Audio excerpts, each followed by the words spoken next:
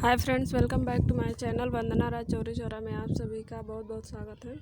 आज हम लोग हिंदी में रस पढ़ने वाले हैं, जो हिंदी के हर एग्ज़ाम में 2-3 क्वेश्चन ज़रूर आते हैं। तो वीडियो स्टार्ट करते हैं अब। पहला श्रृंगार रस। तो नायक नायिका के सौंदर्य तथा प्रेम संबंधी वर्णन को श्रृंगार रस कहते हैं। श्रृंगार रस को रसराज या रसपति कहा गया है। इसका स्थायी भाव होता है रति। तो श्रृंगार का स्थायी भाव क्या होता है? रति होता है। और यह नायक नायिका के सौंदर्य को दर्शाता है, यानी उनके प्रेम को दर्शाता है। और इसका स्थायी भाव रति होता है। यहाँ से भी क्वेश्चन आता है कि इसका रस का, किसी भी रस का स्थायी भाव पूछ लेता है। तो श्रृंगार रस का स्थायी भाव क्या होता है? रति होता है। एग्जाम्पल है जैसे बतरस लालच लाल की मुरली धरी लुकाए, सौ करे भौहन हंसे देन कहे नहीं जाए। यानी जहाँ पर सौंदर्य की बात हो, प्रेम की बात हो, वहाँ पे क्या होता है? श्रृंगार रस होता है। और इसका स्थायी भाव क्या होता है? रति होता है। अगला है हास्य रस। हास्य रस का स्थायी भाव हास होता है। इसके अंतर्गत वेशभूषा, वाणी आदि की विकृति को देखकर मन में जो प्रसन्नता का भाव उत्पन्न होता है, उससे हास्य की उत्पत्ति होती है। इसे ही हास्य रस कहते हैं। तो हास्य रस का स्थायी भाव क्या होता है? हास होता है। और इसके अंतर्गत यानी किसी की वेशभूषा देखकर, किसी की वाणी यानी बोली सुनकर, जो यानी उसमें जो विकृति होती है वेशभूषा में, उसे देखकर जो हंसी आती है, जो प्रसन्नता होता है, उसे क्या कहते हैं? हास्य रस कहते हैं। जैसे उदाहरण से समझते हैं। बुरे समय को देखकर गंजे तू क्यों रोए, किसी भी हालत में तेरा बाल न बांका हो। यानी बुरे समय को देखकर गंजे तू क्यों रोता है, किसी भी हाल में तेरा बाल बांका नहीं होगा। तो इसमें इसे सुनकर क्या आ रही है? हंसी आ रही है। तो यहाँ पे क्या हो जाएगा? हास्य रस हो जाएगा। अगला है रौद्र रस। रौद्र रस का स्थायी भाव क्या होता है? क्रोध होता है। जब किसी एक पक्ष या व्यक्ति द्वारा दूसरे पक्ष या दूसरे व्यक्ति का अपमान करने अथवा अपने गुरुजन आदि की निंदा से जो क्रोध उत्पन्न होता है, उसे रौद्र रस कहते हैं। तो जब किसी एक पक्ष या व्यक्ति द्वारा दूसरे पक्ष के या दूसरे व्यक्ति का जब अपमान किया जाता है या गुरुजन आदि की निंदा की जाती है, तो वहाँ पे जो क्रोध उत्पन्न होता है, उसे क्या कहते हैं? रौद्र रस कहते हैं। और इसका स्थायी भाव क्या होता है? क्रोध होता है। यानी इससे क्या होता है? क्रोध उत्पन्न होता है। तो इसलिए इसका स्थायी भाव क्या हो गया? क्रोध हो गया है। एग्जाम्पल से समझते हैं। जैसे श्री कृष्ण के सुन वचन अर्जुन क्षोभ से जलने लगे, सब शील अपना भूलकर कर्तन युगल मलने लगे, संसार देखे अब हमारे शत्रु रण में मृत पड़े, करते हुए यह घोषणा वे हो गए उठकर खड़े। तो इसमें क्या हो रहा है? इसमें दूसरे की निंदा, यानी जिससे क्या हो रहा है? क्रोध उत्पन्न हो रहा है। सुन के इसका अर्थ समझना जरूरी नहीं है, इस बस पढ़ने से ही पता चल रहा है। इसे सुनकर क्या हो रहा है? क्रोध उत्पन्न हो रहा है। तो इसे क्या कहेंगे? रौद्र रस कहेंगे। और इसका क्या होता है? स्थायी भाव क्रोध होता है। अगला है करुण रस। करुण रस का स्थायी भाव क्या होता है? शोक होता है। तो इस रस में किसी अपने का विनाश या अपने का वियोग, द्रव्यनाश एवं प्रेमी से सदैव बिछुड़ जाने या दूर चले जाने से जो दुख या वेदना उत्पन्न होती है, उसे क्या कहते हैं? करुण रस कहते हैं। इसका स्थायी भाव क्या होता है? शोक होता है। इस रस में क्या होता है कि इस रस में किसी अपने का विनाश, यानी किसी अपने का जब विनाश होता है या जहाँ पे वियोग होता है, जहाँ पे बिछड़ाव होता है, जहाँ पे प्रेमी प्रेमिका जहाँ पे बिछड़ते हैं, वैसा भाव देखने को मिलता है, उसे क्या कहते हैं? करुण रस कहते हैं।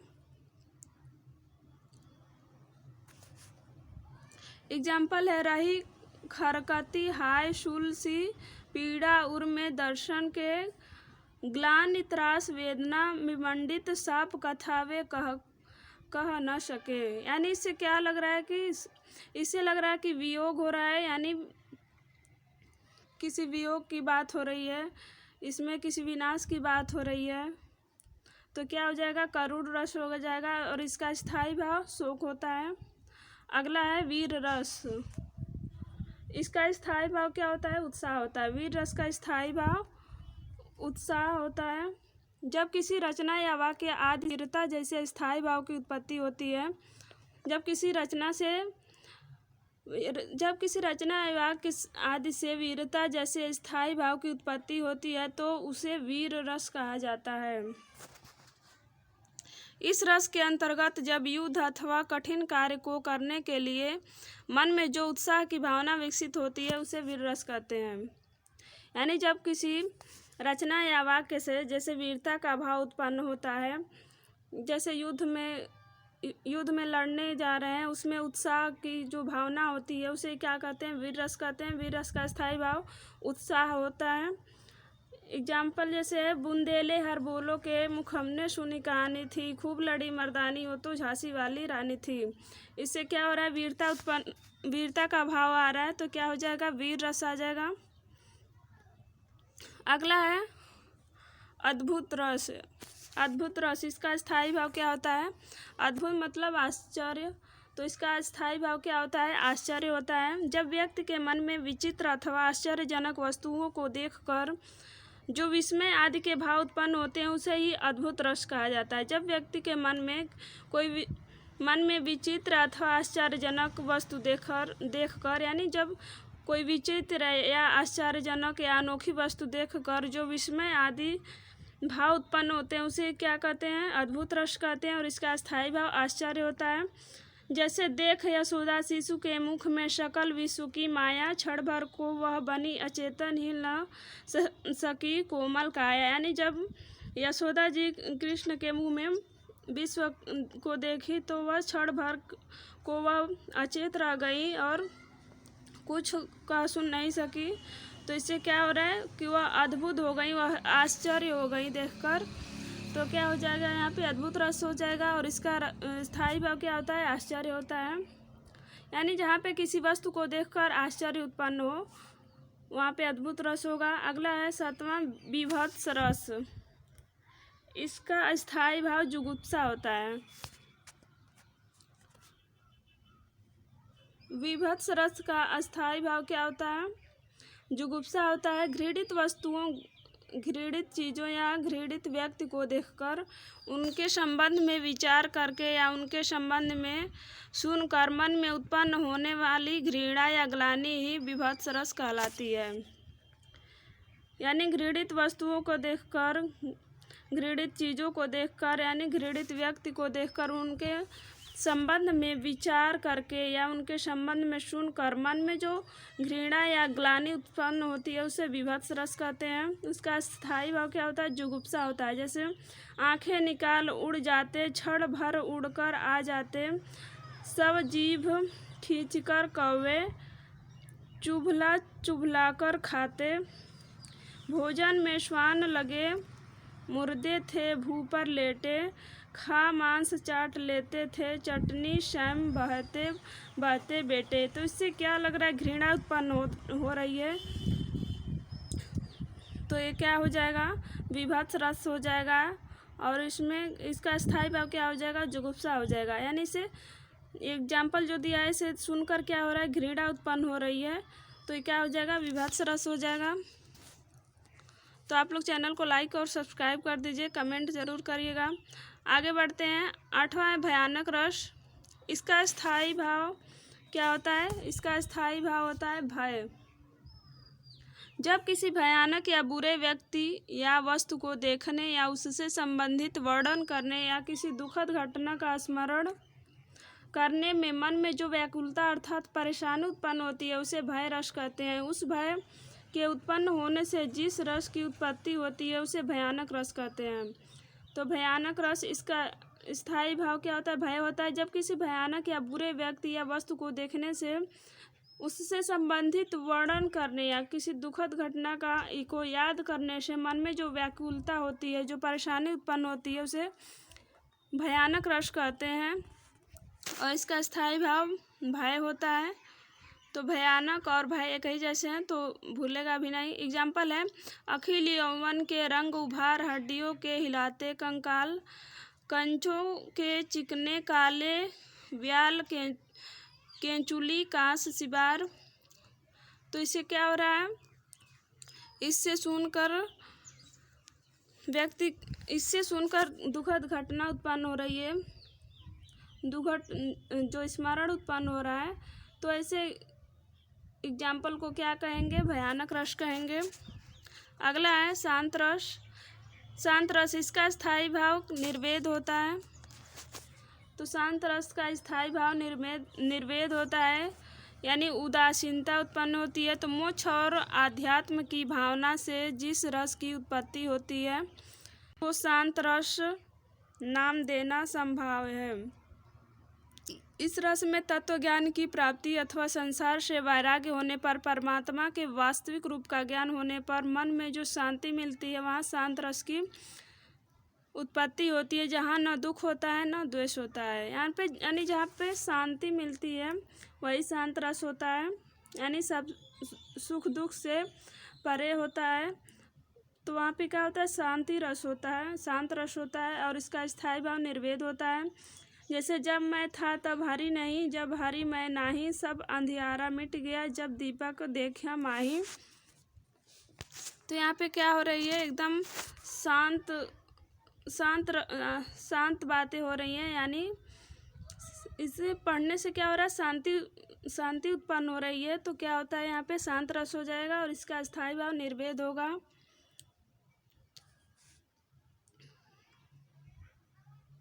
अगला है वात्सल्य रस। इसका स्थायी भाव वात्सल्यता, इसका स्थायी भाव क्या होता है, वात्सल्यता, अनुराग होता है। माता का पुत्र के प्रति प्रेम, जो माता का पुत्र के प्रति प्रेम होता है, बड़ों का बच्चों के प्रति प्रेम होता है, गुरुओं का शिष्य के प्रति प्रेम, बड़े भाई का छोटे भाई के प्रति प्रेम आदि का भाव स्नेह कहलाता है। यह स्नेह का भाव परिपुष्ट होकर वात्सल्य रस कहलाता है। यहाँ यानी जहाँ माता पुत्र, बड़ों का बच्चों के साथ प्रेम, गुरुओं का शिष्य के साथ प्रेम होता है, उसी को क्या कहते हैं, वात्सल्य रस कहते हैं। जैसे एग्जाम्पल, बाल दशा सुख निरखी जसोदा, पुनि पुनि नंद बुलावती, अचरा तर लय ढाकी, सूर प्रभु को दूध पियावत। तो क्या यहाँ पे क्या हो रहा है, माँ और बच्चे के प्रेम के बारे में बात हो रही है, यानी उनके प्यार के बारे में बात हो रही है, यानी माँ और बच्चे के प्रेम के बारे में। तो क्या हो जाएगा, यहाँ पे वात्सल्य रस हो जाएगा और इसका स्थायी भाव क्या होता है, वात्सल्यता होता है। अगला है भक्ति रस। 11 नंबर का है भक्ति रस। इसका स्थायी भाव क्या होता है, इसका स्थायी भाव देवरति है। इस रस में ईश्वर की अनुरक्ति और अनुराग का वर्णन होता है, अर्थात इस रस में ईश्वर के प्रति प्रेम का वर्णन किया जाता है। यानी जहाँ पे ईश्वर के प्रेम का वर्णन हो वहाँ पे भक्ति रस होगा। एग्जाम्पल है, आंसुअन जल सिंची सिंची प्रेम बेली बोई, मीरा की लगन लागी होनी होसो होई। तो यहाँ पे क्या हो रहा है कि यहाँ पे ईश्वर की बात हो रही है, ईश्वर के प्रति प्रेम का वर्णन हुआ है, तो यहाँ पे भक्ति रस हो जाएगा। इसका स्थायी भाव देवरति होता है। और इसका कुछ क्वेश्चन भी देख लेते हैं। तो रस किसे कहते हैं, तो रस का शाब्दिक अर्थ है आनंद, यानी जिसे पढ़ने से रस से क्या होता है, आनंद उत्पत्ति होती है, रस से आनंद होता है। काव्य को पढ़ने या सुनने से जिस आनंद की अनुभूति होती है उसे रस कहा जाता है। रस को काव्य की आत्मा माना जाता है। तो रस को काव्य की आत्मा माना जाता है और इसका शाब्दिक अर्थ आनंद होता है। अगला क्वेश्चन है, रस की परिभाषा क्या है, तो श्रव्य काव्य के पठन अथवा श्रवण एवं दृश्य काव्य के दर्शन तथा श्रवण में जो अलौकिक आनंद प्राप्त होता है, यानी जो काव्य के सुनने से, पढ़ने से या काव्य के दर्शन से जो अलौकिक आनंद उत्पन्न होता है वही काव्य में रस कहलाता है। अगला, हिंदी में मूल रस कितने हैं? तो हिंदी में मूल रस की संख्या कितनी है? तो 9 है। हिंदी में मूल रसों की संख्या 9 मानी गई है। जैसे श्रृंगार रस, हास्य रस, रौद्र रस, करुण रस, वीर रस, अद्भुत रस, विभत्स रस, भयानक रस और शांत रस। अगला क्वेश्चन है, रस के कुल कितने भेद होते हैं? रस के कुल 11 भेद होते हैं। 10वां है वात्सल्य रस और 11वां है भक्ति रस। हिंदी में मूल रसों की संख्या 9 ही मानी गई है।